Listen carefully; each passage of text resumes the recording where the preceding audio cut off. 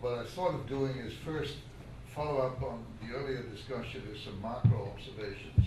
What can we expect? Is this coming to a screeching halt? Is there going to be a hard landing, or not? And then follow up with some more specific comments that may be of greater interest to investors.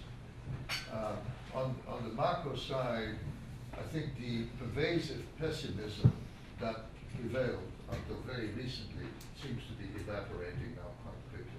Where do you see the evidence? I mean, I totally believe you, but where do you see the evidence of that? Just because we don't hear that much Of here. what? Of the evidence of what? Of the concerns ameliorating. Oh, the comments, my own thoughts, more importantly, the comments from leading analysts, UBS, Deutsche Bank, Citibank, CSLA, all of them are now vaguely coming to the conclusion that perhaps they were overly pessimistic. And the main factor that the two main factors that seem to be underlying this slight recuperation, modest recovery, I would call it, are two. One is a resumption of some stimulus spending. The NDRC has approved a lot of infrastructure projects in the last few months, however financed. And the second is the turnaround in the property markets. I think the second is the most important factor. We should not forget that the single most important dynamic that caused the slowdown was not the export slowdown, it was the domestic property sector slowdown. And that was a domestically engineered set of policies. Wenjebau and the colleagues around him became very concerned in the end of 2009 already, but early 2010, that China was galloping headlong for a major property crash, like the US in 2008, 2007, 2008, like Japan in 1990. Their top priority from April 2010 onward was to prevent that from happening. That has not been observed, I think, with sufficient acuity by the foreign analysts. This was the top priority. And the underlying issue was the affordability of housing in the big cities, right? Affordability was running away from them, and that's socially very unacceptable. Now, it seems that the combination of monetary tightening in 2010, first half of 2011, but more importantly, the administrative restrictions on speculative housing investments have begun to pay off. The market has bottomed out. Turnover levels are rapidly increasing now, and prices in the big cities are climbing again after about 9 months of decline.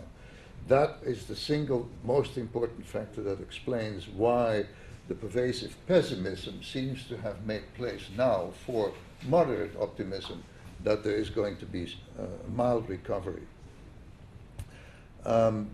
Growth in the second quarter was 7.4%.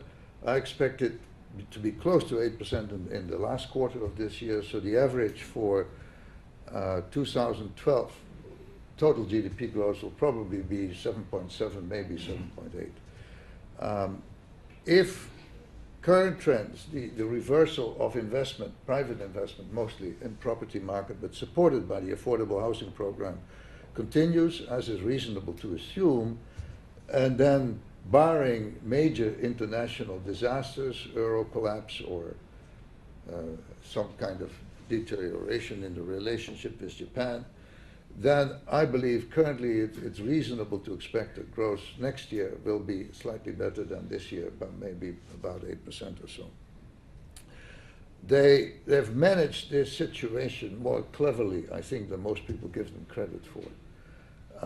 The temptation in 2012, the first 3 quarters when growth was going down rather sharply, was, of course, to pull the rabbits again, as they had done in 2008 and 2009, in the form of huge government-sponsored stimulus programs. They have wisely stayed away from that. They've begun to do some in the last few months, but moderately and, I believe, in a more studied fashion than they did in 2008. And I give them credit for restraining themselves from opening the credit gates again, because there was a leverage problem really building up, and I will more about that later. So, given the fact that agriculture is doing very well, continuing to do very well, that the service sector's investment and output are now growing much more rapidly than in the past and will soon exceed the relative contribution of manufacturing in the economy. Nobody is focusing on services. It's pretty soon going to be the largest part of the Chinese economy. We all focus on PMIs in manufacturing. It's not as important as people think it is. Given the fact that agriculture, services are doing well, that they have at the macro level shown a fair amount of wise restraint in reopening the credit gates, I'm moderately optimistic that, barring all these major disasters that could happen, for the next few years we'll have reasonable growth. No collapse, no hard landing, perhaps slightly boring because there's not going to be a lot of fireworks either. We're not going to see a resumption of the 10% plus growth rates that we had earlier in this century so far. The biggest risk I see actually is a financial one, because so much of the financial sector is now underground, hard to measure. We were talking about that earlier, how much of the credit outstanding, how much of the intermediation is outside the official system. Nobody knows, frankly.